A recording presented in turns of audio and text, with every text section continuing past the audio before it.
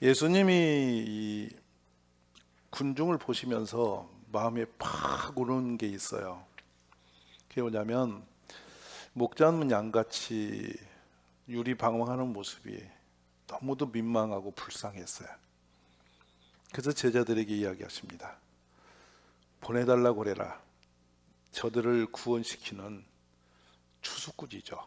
추수할 것이 많은데, 저기에 방황하는 사람이 많은데 저들을 살려야 되는데 일꾼이 없다. 너희가 그 일꾼을 하나님께 보내달라고 기도해. 이렇게 제자들에게 당부하신 장면이에요. 전도 용어로서 본문의 성경을 많이 우리는 보아요. 여기에 이제 보내다라는 용어는 뭐냐면 내어서 보내주다 이런 뜻이니까 파송하다 뜻이죠. 근데 우리 모두가 파송받은 사람들입니다. 근데 전하지 않는 것이 이제 문제인데 왜 못 전하는가를 생각하니까 우리 마음에서 전해야 되겠다는 생각 자체가 잘 안 움직여요. 그래서 결국에는 이제 교회를 예배 출석은 열심히 하시면서도 전하는 것에 대해서 마음이 끌림이 없으니까 못 전하는 거예요.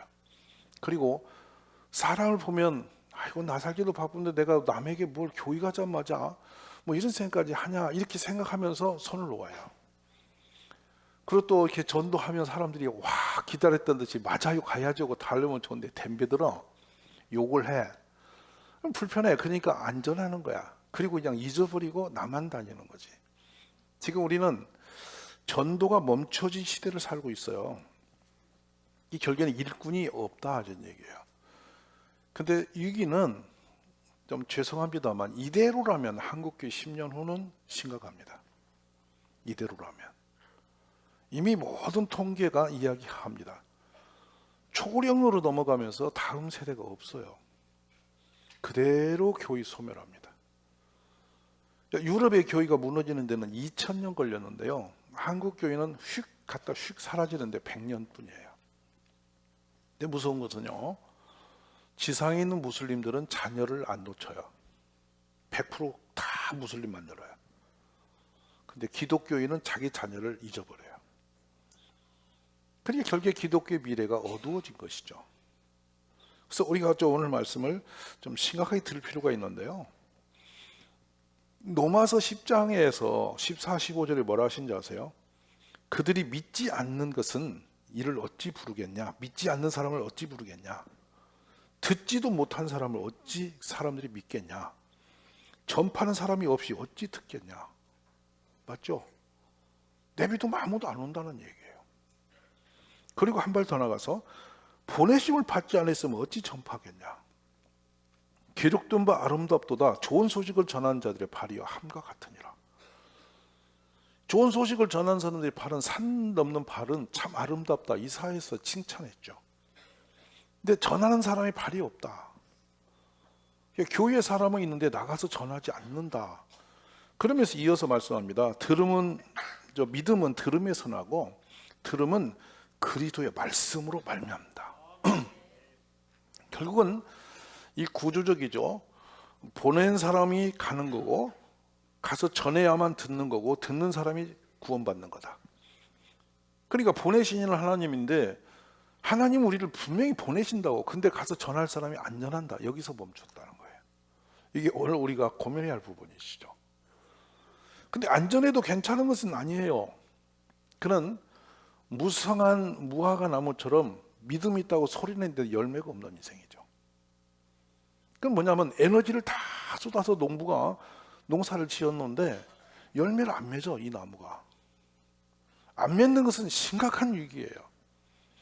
작년에 우리나라에 예를 들어서 사과가 흔해 빠진 사과가 8% 농작물이 줄었죠. 날이 뜨거워지면서 사과가 병이 많아졌어요. 그리고 고령화되니까 사과밭이 줄어요. 줄다 보니 이제 생산이 떨어지는데 그 방제하면서 키우는 게 어려우니까 이제는 점점 우리가 손을 놓죠. 그러니까 요즘에 사과 하나가 5,000원이에요. 먹는 사과가 5,000원 된 것은 열받아 있는데 영원히 구원받지 않는 데는 열이 안 받아. 이거 더 큰 위기인 거야. 제가 그거는 방송에 맨날 나와 큰일 났다고 어떡하냐고 막 그러는데 저도 금년에 사과를 좀 잘 가꿔야지 이 생각이 들었어. 왜냐하면 방송을 보고 자극을 받아. 근데 영혼 구원에서 자극이 와야 하잖아. 그래 가서 해야 하잖아 우리가. 오늘 그 마음을 잘 들으십시오. 자, 그러면 36절에 보시면 깊은 내용이 들어옵니다. 한번 보실까요? 뭐라고 하시는가? 무리를 보시고 이는 여기서 무리를 보셨고 민망히 여기셨다는 용어가 뭐냐면요, 이 히브리 사람들은 이걸 어떻게 보느냐 하면, 여러분이 그냥 가시적으로 눈으로 보는 것이 있고요, 내 가슴으로 창자로 느끼는 보는 눈이 있어요. 지금 예수님이 어떻게 보셨냐면, 아, 저 사람들 그냥 몰려다니네 이렇게 보신 거 아니라고요. 그러니까 이 가시적인 눈으로 보니까 사람 많네, 돌아다니네, 이것이 아니고 이 창자로 느끼는 감정 깊이로 영혼으로 느끼는 아픔을 갖고 보는 거예요. 그러니까 그 눈을 갖지 않으면, 다시 말씀을 드리면 이런 상태의 눈을 우리가 갖지 않으면 평생 전도 안 합니다. 우리가 이웃을 볼 때. 근데 그 감정이 우리에게 안 오니까 무너지는 거예요. 그냥 건성건성 사는 거예요. 혹시 그러면 우리들 가운데 그 가슴에 뼈가 녹는 아픔으로, 창자가 아픈 마음으로 국가를 고민해 본 적이 있으신가요? 아니면 이웃을 고민해 본 적이 있으신가요? 아니면 우리 남편을 창자가 아리는 마음으로 불쌍히 여기면서 바라본 적은 있으세요? 우리 또 아내를 그 마음으로, 애처로운 마음으로, 아, 저 사람이 어디서 나 같은 사람 만나 와 저렇게 사나, 얼마나 힘들지? 나하고 산다는 게 참 어려울 텐데, 이런 마음으로 아내를 애처롭게 가슴 아리게 본 적은 있으신지 모르겠어요. 지금 여기 보시고 민망히 여기시니까 그렇게 올라온 겁니다. 그래서 우리는 이걸 애라는 용어로 써요. 애가 탄다, 이런 마음이에요. 예수님이 제자들에게 가서 아버지 하나님께 전도할, 추수할 일꾼을 좀 보내달라고 기도해라 한때 이 마음이 차올라서 그렇게 시키신 거란 말이에요. 오늘 우리들이 이 마음이 없으면 이제 어떻게 되냐? 이 우리말로 싹이 없는 사람이야. 그리고 몰인정한 사람이고, 차가운 사람이고, 인정머리 없는 사람으로 사는 것은 이 눈이 없는 사람이야. 그러니까 함께 같이 인생을 살지만 그 마음으로 움직이지 않는 인간하고 사는 것은 고단해, 속상해. 늘 마음이 상처가 생겨. 근데 그 눈과 그 마음이 일어나는 것을 느끼고 사는 사람하고는 하루하루 삶이 힘들어도 괜찮아. 내 마음을 알고 하니까 고생해도 같이 살 맛이 생겨. 근데 요 마음의 벽이 얼마나 무서운지 모르겠어. 그러니까 이 눈이 안 들어오면 우리는 이걸 도저히 감을 잡지 못해. 제가 이 마음을 우리가 좀 공유할 수 있는 장면을 어제 곰곰이 생각하다가, 한산도 야가 임진왜란 때 이순신 장군이 한밤에 기록한 시를 열어보는 거예요. 한산도 명렬화, 상수루 무태도, 심수시 하처 일성로가 경첨수, 이 합은 그대로예요. 이걸 풀어볼까요? 달이 휘영 밝아 밤이 깊었다. 소리 없는 달이 환히 비치는데 밤이 깊었어. 근데 나는 홀로 누르에 앉았다. 그리고 큰 칼을 차고 있다. 전쟁 때라 얘기예요. 그래서 큰 칼을 찬 거야. 무심히 저 바다를 내려다본다, 이 말이야. 근데 왜 이렇게 아무 상황이 없는 이때 나는 저 바다를 보는가 하면, 국가를 생각하며 깊은 시름에 빠져 들어간다. 내가 들어가는데 어디서 풀피리 소리가 들린다. 그게 일성호가예요. 갈대잎을 얇게 오려서 말아서 불면 삐 울리는 소리입니다. 이 소리가 처량하니 들리니, 그렇지 않아도 시름이 깊어 어렵고 슬픈데 애간장이 찢어지는 것처럼 아프다. 이 아픔은 자신의 몸이 아픈 게 아니고 국가의 운명을 보면서 그 서름이 아픔으로 온 거예요. 이것을 이순신 장군이 기록합니다. 이 마음이 있었기 때문에 무기도 없고 배가 다 파손돼도 싸우러 갈 힘이 생긴 거예요. 그러니까 원균이 전쟁터 나갈 때 마음과 이순신 장군이 나갈 때 마음은 이런 차이가 있는 거죠. 국가적 어떤 명예, 나는 장군인과 싸운다고 나가서 죽는 것과 정말 국가의 민족을 가슴에 품고 그 아린 마음으로, 애타는 마음으로 전쟁터에 나가는 사람은 전쟁에 임하는 모습이 다른 거예요.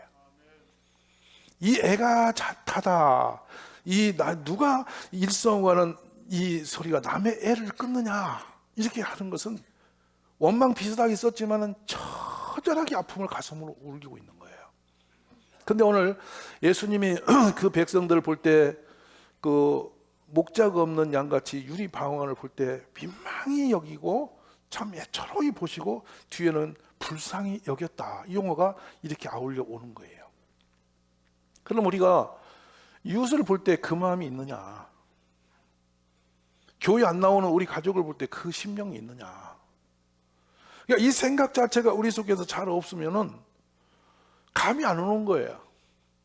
10년의 왜군들의 전쟁으로 얼마나 많은 분들이 뺏기고 죽고 처절하게 무너지고 나라가 그냥 왕도 도망을 칠 만큼 초토화가 됐는데 그 아픔을 허둥지둥 도망치기 바쁜데 누가 이 마음을 가졌는가 하는 거거든요. 그러니까 신에게는 12척이 있다고 뛰어나갈 수 있는 힘은 여기서 나온 거예요. 우리들이 전도를 할 수 있는 마음이 어디서 와야냐면, 이런 예수님이 애절하게 느꼈던 그 가슴이 내 안에 온다면 우리는 능히 이웃을 살려낼 수가 있어요. 건성으로 그냥 예수님을 무슨 파티 열듯이 와서 뭐 먹을 것 주고 안녕하세요 교회 다니세요, 이런 마음은 1000번 소리를 질러도 영혼을 살릴 수 없다고 말이에요. 하는 것은 전도 행위 같지만 열매는 없어요. 근데 진심으로 그 사람을 생각하면 역사 일어나요. 이쪽에 참 부실했지만은 개척 때 눈이 어마어마하게 진눈깨비가 쏟아지는데요. 밤에 이 작은 그 가스차 조그마한 거를 제가 타고 전도를 가는데 아무도 없어요, 길거리 사람이. 근데 지금 그 빌라입니다. 저 북쪽에 있는 빌라 작은 골목을 가는데 이렇게 가스불을 켜놓고 작은 그 포장마차가 있었어요. 근데 그 불이 켜져 있어. 먼저 그 골목에, 눈이 쌓이는 골목에 제가 차를 옆에 놓고 무척 추운데 그 포장마차 열고 들어가니까 애를 업은 엄마가, 젊은 엄마가 그 과일을 팔고 있어. 그게 늦게 과일 장사하는 사람이지. 근데 들어가서 왠지 그분밖에 없으니까 딱 들어갔는데 확 가슴에 오는 게 있어. 얼마나 힘들면 이 추운 밤에 애를 얻고 이 빌라 골목에서 집에를 못 가고 늦은 시간에 저러고 있을까? 혹시라도 한 사람이라도 만나서 하나라도 팔아야 된다는 생각에 저 버티고 있는 거 아닌가? 이 생각이 오는 거예요. 그러니까 지나갈 수가 없어요, 그 집에. 저도 엄청 가난했지만은 주머니 다 털어서 그 집에 제일 비싼 수박을 제가 그때 15,000원인가 주에 삽니다. 산데 그걸 제가 취업 가질 수가 없어서 쟁반 달라해서 그 수박을 거기서 쪼개서 그분 먹으라고 제가 준다고. 그분이 그걸 못 먹어. 울컥 울어. 그런데 이런 말을 했어요. 과일은 팔지만 파는 사람은 좋은 거 못 먹어보잖아. 오늘 그냥 이거 드시라고. 힘드시지 않냐고. 그러고 오는데 하염없이 그분이 문을 열고 나와서 애를 넣고 저를 쳐다보는 거예요. 그 후로 지나가면 이 검정 봉다리에다가 고구마 몇 개 넣어서 콕 달려와서 주고 막 서로 이러는 거야. 이게 무슨 말이냐면 이분의 마음이 이제 서로의 그 아픔을 느끼니까, 그분도 저를 보면서 그 마음이 느끼니까 뭔가 두고 싶고 하는 거야. 그러고는 누가 거기 빌라 이사를 오거나 들면은 전화가 와. 거기 누구 이사 왔는데 한번 만나보라고. 그분이 이야기를 하고 전도를 해. 우리들이 전도를 하는 것은 단순히 그냥 교회 가세요, 이게 아니고, 이런 진정성 있는 마음이, 애가 타는 마음이 우리 속에 일어나면 영혼 살릴 수 있는 일꾼이 되는 거예요. 오늘 우리 예수님이 회당에서는 율법을 가리키고 천국복음을 전파하셨고, 그리고 모든 병든 사람들과 약한 사람들을 고쳐주셨다. 왜 그러셨냐? 본이 느끼신 것이 민망하고 불쌍해서, 너무 가슴이 아파서 저들을 어떻게든지 고쳐야 되고 살려야 되니까 이런 마음이 일어나니까 제자들에게도 할 일이 너무 많은데 사람이 너무 없다. 그러니까 아버지 하나님께 이런 추수꾼을 좀 보내달라고 너가 같이 기도하자. 이리 하신 거예요. 오늘 우리 이 마음이 우리 가슴에 오기를 저는 간절히 기도합니다. 그렇습니다. 그러니까 우리의 삶의 여력을 다 이해하고 아는 사람 만나면 참 사람이 힘이 되거든요. 지금 여러분 이렇게 예쁜 모습으로 다 가꿈을 하고 교회에 앉아 계시기 때문에 옆에 계신 분이 얼마나 많은 삶의 무거운 짐과 아픈 시련과 상처를 가지고 이곳에 있는지 아무도 몰라요. 그냥 있는 거예요. 이것이 피상적 보임이에요. 근데 이분이 여기까지 오늘 와서 이 예배당에 앉아서 어떤 삶을 가지고 얼마나 힘든 일을 가지고 여기까지 왔는가를 이렇게 한번 이렇게 문득 생각을 해보면 인사가 달라지죠. 같이 손 한번 잡아주는 도 마음이 가는 손잡이가 다른 거죠. 바로 이런 마음이 움직이는 이런 관계의 문을 여는 거, 이것이 복음의 능력이에요. 우리 함께 그런 마음이 일어나기를 기도하십시오. 나의 모든 길과 내가 눕는 것을 살펴보셨으므로 나의 모든 행위를 익히 아신다. 시편 139편 3절에 시편 기자가 이런 글을 남겨요. 이는 무슨 이야기냐면 그냥 하나님이 막연하게 다 안다 이런 얘기가 아니에요. 너무도 어려운 고난한 삶을 살아가는데 그래 세상 다 몰라도 하나님이 나를 알아. 다 보고 내가 앉고 눕고 서는 걸 보시는구나. 이거 생각하니 힘이 생기는 거예요. 위로가 되는 거예요. 그래서 이런 시편의 고백이 나오는 거예요. 그리고 예수님은 그 마음을 가지고 우리를 도우신 것인데 이는 선지자 이사야를 통하여 하신 말씀에 우리의 연약한 것을 친히 담당하시고 병을 짊어지셨도다 함을 이루려 하심이더라. 그는 실로 우리의 질고를 지고 우리의 슬픔을 당하였거늘 우리는 생각하기를 그는 징벌을 받아 하나님께 맞으며 고난을 당한다 하였노라. 우리 예수님이 가신 길입니다. 여러분 이 내 삶을 지는 것도 어려운데요, 누군가의 짐을 내가 짊어지게 된다는 것에 대해서 생각해 보신 적이 있으신가요? 아마 많은 가족이나 큰 형님으로 살아내거나 어떤 지도자로 계신 분들은 종종 이런 짐을 느끼실 겁니다. 내 삶의 짐도 많고 힘든데 남의 짐까지 내 삶에 끌어다 내가 짊어지는 거 쉽지 않습니다. 근데 예수님은 온 인류의 죄와 짐을 다 짊어지신 겁니다. 아멘이십니까? 그 짐이 얼마나 무거우셨는지를 우리는 겟세마네의 동산의 기도에서 보죠. 얼마나 무거웠으면 아버지를 찾아 올라가서 내가 공고하여 죽게 되었다. 이 짐이 너무 무겁다. 그래서 엎드려서 아버지여 할 수만 있거든 이 짐을 내게서 지나가게 하옵소서 하오나 내 원대로 마옵시고 아버지 원대로 하옵소서. 이 기도는 가슴 찌르는 기도입니다. 얼마나 힘이 들고 간절했으면 우리 예수님이 땀방울이 핏방울이 됐겠습니까? 그게 예수님의 절박함이었고 무거운 짐의 모습이었어요. 우리 역시도 마찬가지죠. 여러분이 누군가의 짐을 또 겹치다 보면은 그 짐이 나의 삶에 힘이 있을 때는 감당해줘. 즐겁게 할 수 있어요. 근데 힘이 약해질 때는 그 짐이 얼마나 무거운지 아십니까? 지치고 고냈을 때는요, 저는 목사로 살면서 야 내가 언제 이제 목회를 관둬야 되는데 라는 것을 희망을 갖고 기다리는 게 뭐냐면 너무 무거워요. 누가 아프대, 누가 뭔 일이 있대, 집에 뭐가 있대, 뭐가 안 돼요, 뭐가 안 돼. 수많은 문제들이 항상 전화벨이 울리면 겁이 납니다. 또 무슨 일일까? 뜬금없이 한밤에 전화가 오면 또 무슨 큰 사고 났구나. 항상 사건 사고들이 계속 얹혀져 오는데요, 제일 무거운 가슴은 뭐냐면 기도의 능력이 있어서 기도하면 병이 낫고 문제가 팍팍 풀리면 좋은데 그 문제가 풀리지 않고 기도가 효험이 없이 계속 안 된 문제들이 진행되고 시간을 끌 때 죽을 생각이죠. 어려워요. 몹시 어려운 병으로 긴급한 기도를 받는데 해결이 안 되고 다시 그분이 소천하는 경우가 있잖아요. 그때는 장례를 모시고 날 때까지 너무 힘이 든 거예요. 그 영역의 부족함에 대한 죄책감에 밀려오고 짐이 되어지는 거예요. 눈 감아버리면 그냥 훌렁 지나갈 수 있겠죠. 그러나 책임감을 가지고 영혼에 대한 그 가슴에 울림이 있으면 절대 소홀히 지날 수가 없어요. 우리가 길은 무거운 짐들을 다 지고 살아가는 것이죠. 그래서 그렇습니다. 우리 예수님의 가신 길을 보면 저물매 사람들이 귀신 들린 자를 많이 데리고 예수께 오거늘 예수께서 말씀으로 귀신들을 쫓아내시고 병든 자들을 다 고치시더라. 우리는 예수님이니까 하셨지라고 단순히 넘기자면 예수님은 사람이셨어요. 날마다 만나는 사람은 누가 심지어는 지붕을 뜯어서도 그 속에다가 중풍병자를 내려가지고 고쳐달라고 하고 수없는 세상의 문제와 상처와 고난을 다 주님께 뒤밀었어요. 주님인들 그냥 이렇게 고치는 거 여러분, 당신은 고치는 사람 이렇게 딱 눈 감으면 아무 일이 없어요. 그러나 진정성 있는 주님을 생각하면 이 부분이 얼마나 힘드셨을까, 또 얼마나 감사한 일인가, 이런 부분이 우리에게 오는 것이 맞아요. 그래서 그렇습니다.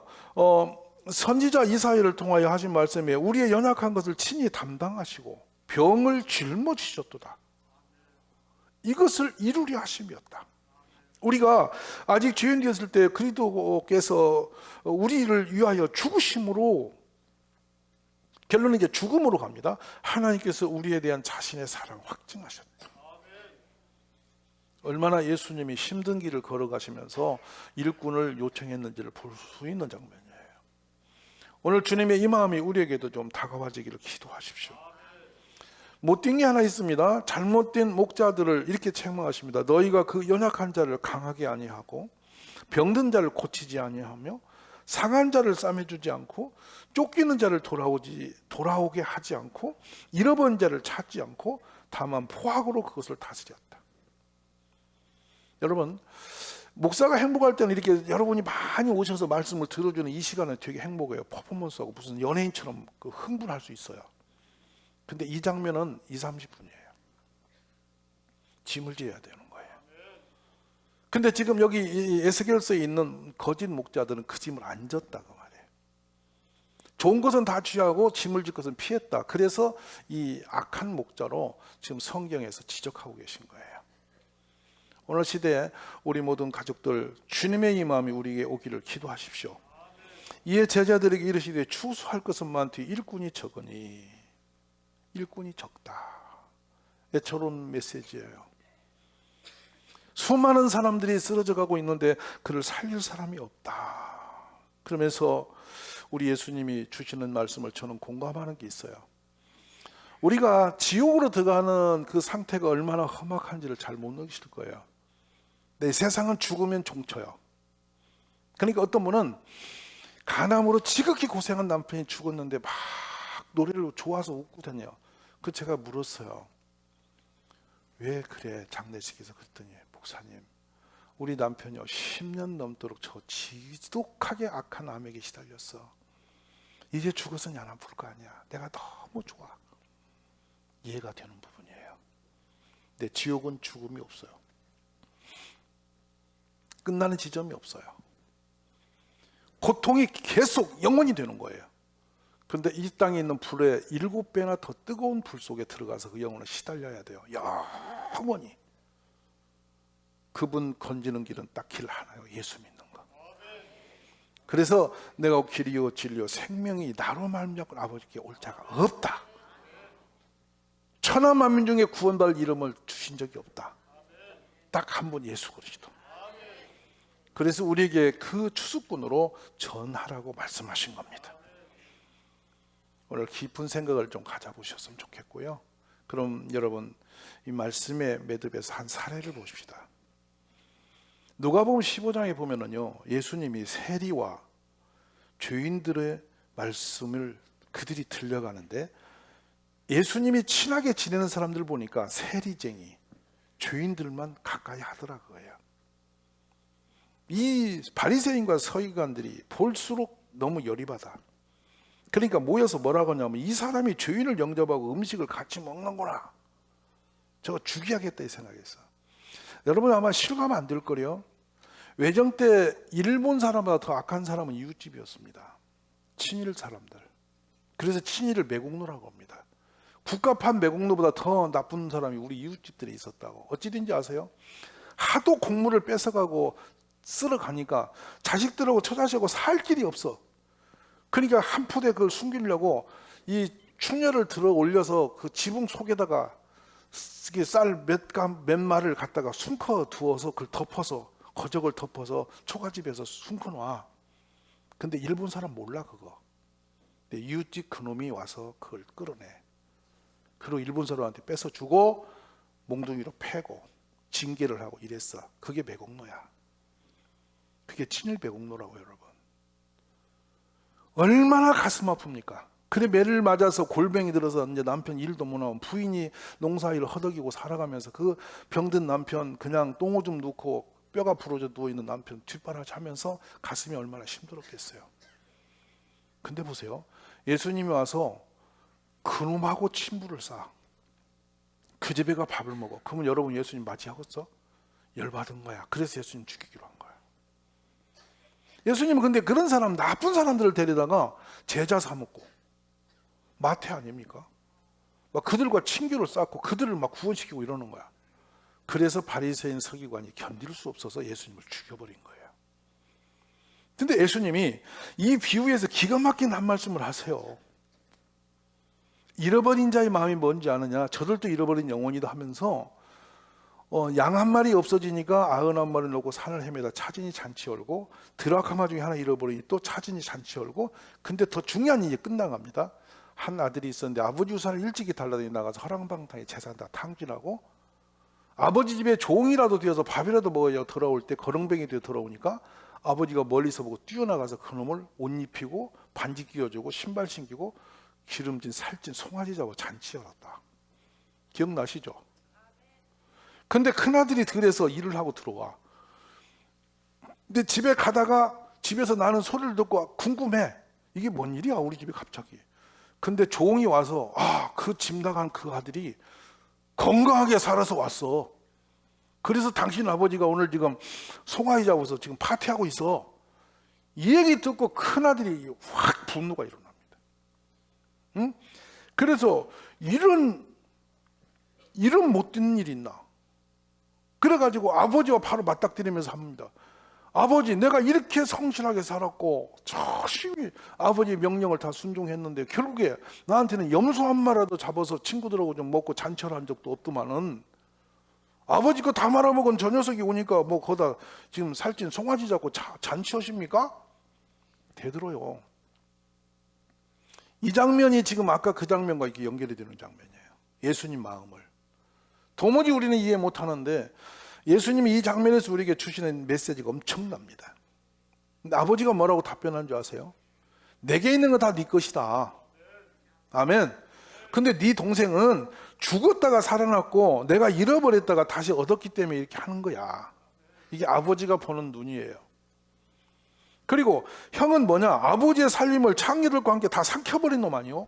이거고요. 여러분의 눈은 어느 쪽에 가 있습니까? 저는 목사가 되고 난 뒤에 이 부분에 엄청 혼란을 겪는 사람입니다. 사회적으로 세상 사람들이 다 나쁜 사람이라고 말할 때 목사도 같이 나쁜 사람이라고 돌 던져야 되나요? 그럴 수 없는 거예요. 세상에서 저 끝자락에 있는 사람이라고 해서 눈 감을 수 있나요? 세상 사람은 그럴 수 있어요. 그러나 목사는 그러면 안 되는 거예요. 거기에도 사랑이 필요하고 그도 구원시켜야 되고. 아멘. 근데 저는 여기서 한 가지 생각해 봐요. 이 세리가 돌아오니까 나쁜 행위로는 세리가 변화되니까 더 이상은 도둑질 않을 거 아니야. 아멘이세요? 세상에 흉악범이 돌아오니까 더 흉악한 일이 안 일어날 거 아니야. 세상 변화와 축복은 여기 있는 거 아니야. 이게 구원의 길 아니야. 아멘. 사람은 다 생각합니다. 나는 그렇고 다 남은 악하고 이런 생각으로 보는 시각이 많아요. 근데 여러분 우리는 사람을 가려서는 안 돼요. 어느 누구든 다 구원받아야 돼요. 오늘 예수님이 가졌던 그 창자를 에이는 아픔의 그 마음이 우리 마음에 임하시기를 기도하시기 바랍니다. 그렇습니다. 그는 허물과 죄로 죽었던 너희를 살리셨도다. 그때의 너희는 그 가운데 행하여 이 세상 풍조를 따르고 공중의 권세 잡은 자를 따랐으니 곧 지금 불순종의 아들 가운데 역사하는 영이다. 나쁜 길을 걸었던 우리들이죠. 근데 우리를 살리셔서 바로 추수꾼으로 우리를 부르셨다는 거예요. 오늘 가시거든 누구를 어디서 만나든 예수님 전하는 삶을 살아보세요. 말로만 예수 하지 마시고 진정성 있는 사랑의 수를 펴보세요. 그러면 영혼이 움직입니다. 전도해도 안 된다가 아니요. 마음이 못 가면 안 돼요. 못 와요. 근데 마음이 가면 역사 일어나요. 먼저 가족부터 그 눈을 열고 보셔요. 우리 가족부터 그 불쌍한 마음을 가지고 바라보세요. 그러면 가정이 천국이 될 것이에요. 독한 생각, 냉정한 생각 다 접어놓고요, 따뜻한 그 마음을 일으켜서 우리 모두가 천국 같은 나라 만들어 가시기를 간절히 원합니다.